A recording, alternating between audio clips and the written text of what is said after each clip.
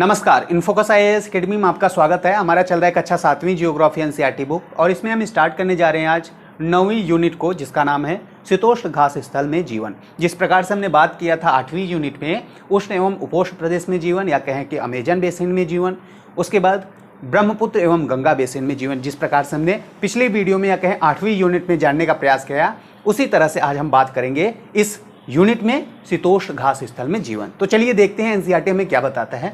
NCERT सबसे पहले one के बारे में बताने का प्रयास करता है। तो चलिए हम वन को भी जान लेते हैं कि वन कहते किसे हैं।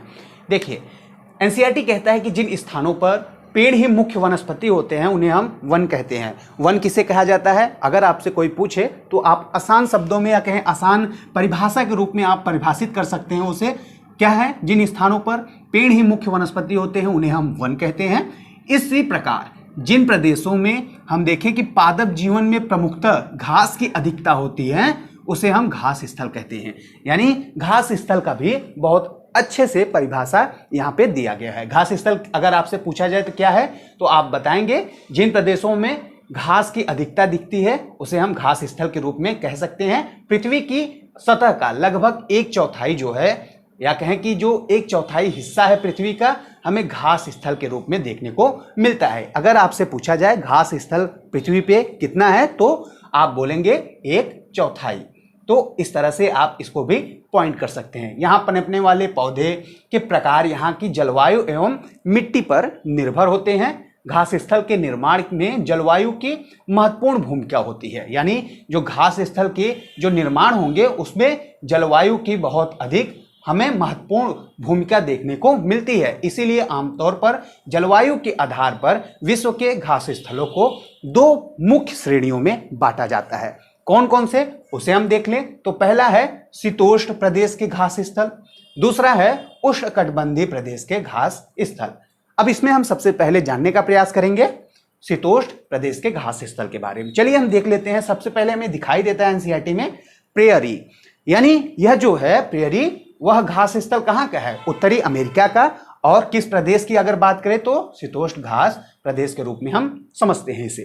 चलिए देखते हैं क्या लिखा है। तो लिखा हुआ है उत्तरी अमेरिका के शीतोष्ण घास स्थल को प्रेयरी कहा जाता है। यानी प्रेयरी किसे कहा जाता है? तो उत्तरी अमेरिका के शीतोष्ण घास स्थल को प्रेयरी कहा जाता है। ये समतल, मंद ढलान या पहाड़ी वाले प्रदेश हैं जहां पेड़ कम तथा घास अधिक हमें दिखाई देती है।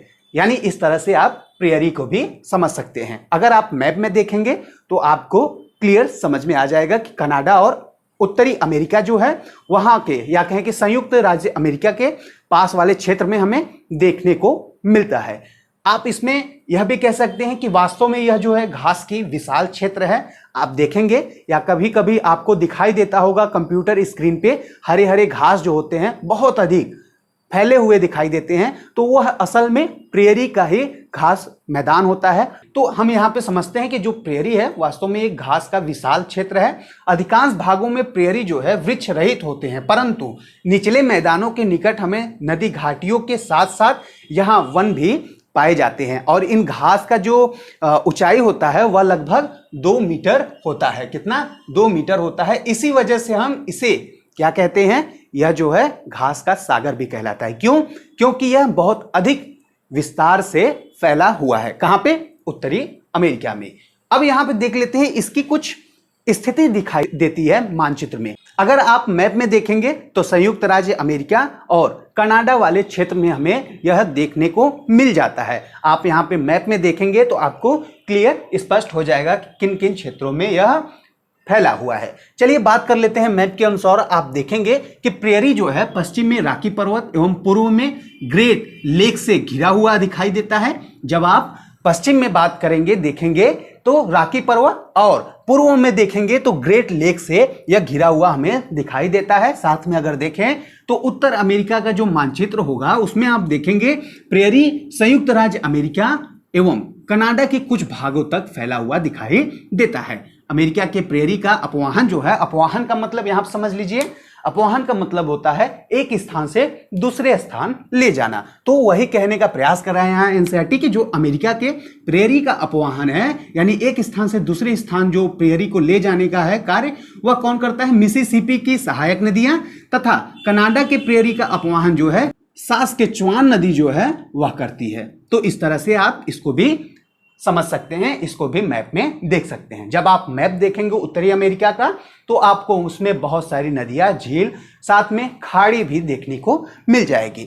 इसी तरह से हम बात कर लेते हैं, यहाँ पे एक चिनूक नाम का शब्द हमें दिखाई देता है। तो यह जो है एक गर्म पवन है, यानी चिनूक जो है एक गर्म पवन के रूप में देखते हैं, जो शीत ऋतु में बहती है तथा कम समय में ही तापमान बढ़ा देती है। यानी चिनूक जो है एक गर्म पवन है जो कि शीत ऋतु में बहती हुई दिखाई देती है, साथ में कम समय में ही अत्यधिक तापमान को बढ़ा देती है। यहीं देखते हैं कि तापमान में वृद्धि के कारण जो है बर्फ पिघलने लगती है एवं पशुओं के चरने के लिए चारागाह भी उपलब्ध हो जाते हैं। अब यहीं पे देख लेते हैं प्रेयरी के घास के मैदान जो है अमेरिकी मूल निवासी, जिन्हें रेड इंडियन कहा जाता है, का निवास स्थल रहे हैं। वे लोग इन महाद्वीप के वास्तविक निवासी थे। प्रेयरी अन्य आदिवासियों जैसे अपाची, क्रो, क्री तथा पौनी के भी निवास स्थल रहे हैं। यानी यहाँ पे कुछ आदिवासी के निवास स्थल भी रहे हैं। जैसे अगर सबसे पहले की अगर बात करें आदिवासी की, तो रेड इंडियन का नाम हमें एनसीईआरटी दिखाता है। फिर अन्य कुछ आदिवासी यहाँ पे जैसे अपाची, क्रो, क्री तथा पौनी भी यहाँ पे निवास करते हैं। इसको आप पॉइंट कर लीजिएगा। अगर आपसे पूछा जाए प्रेयरी के जो घास मैदान है वहां पे किन प्रकार के आदिवासी देखे गए हैं या आदिवासी के निवास स्थान है, तो आप बताएंगे रेड इंडियन जो है वह, और साथ में अपाची, क्रो, क्री तथा पौनी, इस प्रकार के जो आदिवासी हैं वह यहाँ पे निवास करते हैं। बात कर लेते हैं जलवायु की। तो जो ग्रीष्म ऋतु में तापमान यहाँ की जो हम देखते हैं 20 डिग्री सेंटीग्रेड दिखाई देती है यहाँ पे ग्रीष्म ऋतु में, और अगर सर्दी में या शीत ऋतु की बात करें तो यहाँ पे -20 डिग्री तापमान हमें देखने को मिलता है। यहीं पे हम बात करते हैं कहाँ पे -20 डिग्री तापमान देखने को मिलता है, तो कनाडा के विनिपेग जो है वहाँ का तापमान जो है हिमांक से -20 डिग्री हमें दिखाई देता है या दर्ज किया गया है।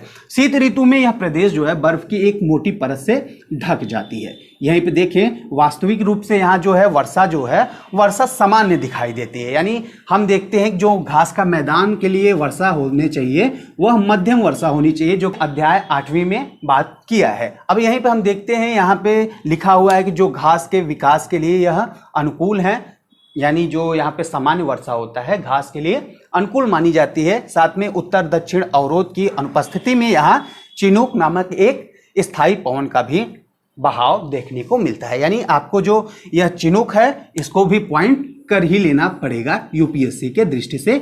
और साथ में सास्केचुआन जो नदी है इसको आप देख लीजिएगा, क्योंकि जब कक्षा 7 में हमें देखने को मिल रहा है तो आपसे कहीं ना कहीं यूपीएससी यह अनुमान लगाकर बैठ जाएगा कि यह भी आपको पता होगा। यानी इस तरह के जो नदियां हैं हमें एनसीईआरटी के माध्यम से जितनी भी नदियां मिलेंगी उसको तो आप जरूर नोट कर लीजिएगा। कैसा लगा वीडियो आप हमें कमेंट करके बता सकते हैं। मिलते हैं नेक्स्ट वीडियो में। धन्यवाद।